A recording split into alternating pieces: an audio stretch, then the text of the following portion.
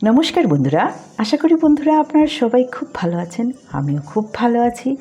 আজকে আপনাদের জন্য খুব সহজ একটা রান্না নিয়ে এসেছি, সম্পূর্ণ নিরামিষ পাঁপড়ের তরকারি রেসিপি নিয়ে এসেছি। আশা করি বন্ধুরা আপনাদের এই রান্নাটা খুব ভালো লাগবে। মমস কিচেনে সবাইকে অনেক অনেক স্বাগত জানাচ্ছি। বন্ধুরা পুরো ভিডিওটা দেখতে থাকুন। নিরামিষ দিনে আপনাদের অবশ্যই ভালো লাগবে। সবার জন্য ছোট্ট ছোট্ট টিপস অ্যান্ড ট্রিক্স অবশ্যই আছে এই ছোট্ট রান্নাতে। দারুণ স্বাদের এই নিরামিষ রান্নাটা যদি আপনাদের ভালো লেগে থাকে তাহলে একটা লাইক কমেন্ট করে অবশ্যই উৎসাহিত করার অনুরোধ রইল, আর বন্ধুদের সাথে শেয়ার করারও অনুরোধ রইল। দারুণ স্বাদের এই পাঁপড়ের তরকারি যে কোনো নিরামিষ দিনে আপনারা রান্না করে নিতে পারেন ঝটপট। সবাইকে পাশে থাকার জন্য অনেক অনেক ধন্যবাদ জানাচ্ছি। অনেক সময় ঘরে অতিথি এলে পর কী করব এরকম একটা থাকে আমাদের, তাই এটা ঝটপট করে নেওয়া যায়। চলুন এবার শুরু করি।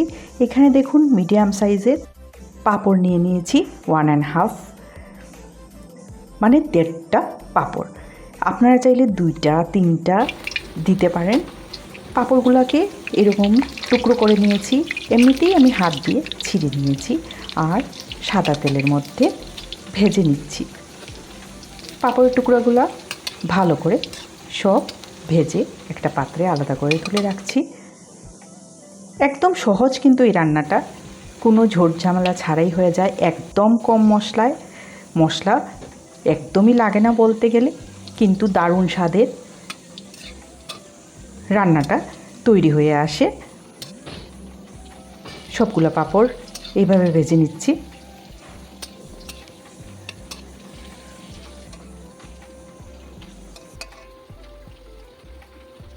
এই রান্নাটা ছোট বড় সবাই খেতে ভালোবাসে। একদম কম মশলা, কম তেল, ঝাল। পাঁপড় ভাজার তেলের মধ্যেই আমি কালো জিরা 1/2 চামচ সম্বাস দিয়ে দিয়েছি। আর এইখানে 2টা আলুকে এইভাবে টুকরো করে সেদ্ধ করে আগের থেকে রেখেছিলাম, এগুলা তেলের মধ্যে দিয়ে দিলাম। এইবার আলুটাকে একটু নেড়ে চেড়ে এর মধ্যে স্বাদ মতো লবণ দিয়ে দিলাম। দেখুন 1 চামচ হলুদ গুঁড়ো দিয়েছি, একটুখানি জিরে গুঁড়ো দিয়েছি, অল্প একটুখানি কাশ্মীরি লাল লঙ্কা গুঁড়া দিয়েছি। এখানে আপনারা চাইলে ঝাল লঙ্কা গুঁড়াও দিতে পারেন। আমি 2টা কাঁচা লঙ্কা ভেঙে দিয়ে দিলাম। খুব ভালো করে নেড়ে চেড়ে দিচ্ছি। যেহেতু আলুটা সেদ্ধ, কোনো ঝোট ঝামেলা নেই। এইবার 1 চামচ চিনি দিয়ে দিচ্ছি। নিরামিষ রান্নাতে অবশ্যই চিনি দেওয়া প্রয়োজন আমার মনে হয়। আমি একটু মিষ্টি মিষ্টি নিরামিষ তরকারি খেতে ভালোবাসি। এইবার এতে 2 কাপ জল দিয়ে দিলাম। ঝোলটা ফুটে ওঠার অপেক্ষা, একটু ঢাকা দিয়ে দিলাম, চটপট হয়ে যাবে। দেখুন খুব ভালো করে ফুটে উঠেছে। এবার নেড়ে চেড়ে ভেজে রাখা পাঁপড়ের টুকরোগুলো দিয়ে দিচ্ছি।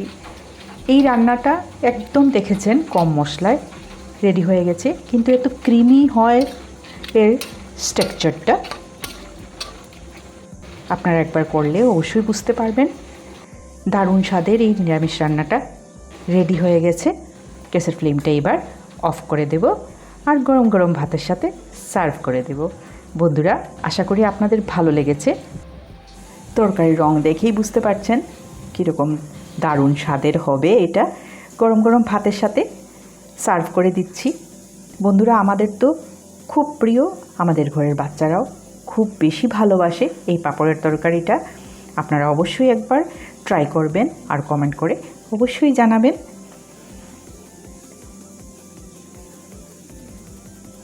বন্ধুরা আপনারা সবাই খুব খুব ভালো থাকবেন, সুস্থ থাকবেন। আর কি কি রেসিপি দেখতে চান অবশ্যই কমেন্ট করে জানাবেন। আবারও একটা খুব ভালো রান্না নিয়ে আপনাদের সাথে দেখা হবে। দেখতেই পাচ্ছেন কি সুন্দর তরকারিটা। আজকের ভিডিওটা এই পর্যন্তই বন্ধুরা। সবাইকে ধন্যবাদ জানিয়ে এখানেই শেষ করছি।